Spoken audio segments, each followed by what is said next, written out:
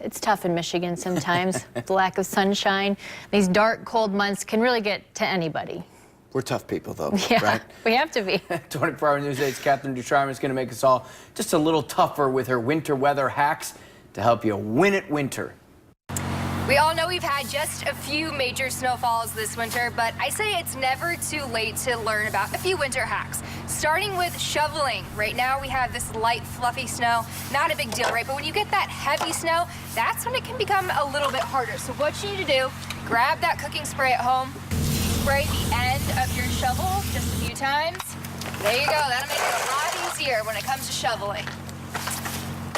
Got an icy patch you need to take care of? All you need is 1 part water, a couple drops of dish soap, some isopropyl alcohol.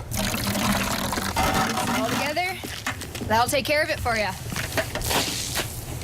All right, moving on to the car now. After an ice storm, just opening the door can be a struggle. So what you need to do, grab your cooking spray, put it on this seal right here, right on your door the night before. That way you'll have no issues opening your door the next morning. And does anyone actually like cleaning off their windshield? Well, one way you can avoid this chore, grab your floor mat the night before a snowstorm, put it on the top of your windshield here, then that way you can avoid scraping at least some area on your car, and you can be on your way a lot quicker than you normally would.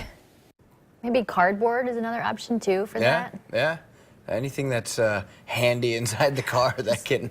Now, for the cooking spray, in order for it to work on the doors or the handles, things like that, you have to set it at 350 degrees, let it sit there for 10 to 12 minutes, or until you see it brown up a little bit. Okay, good. I'll write that down.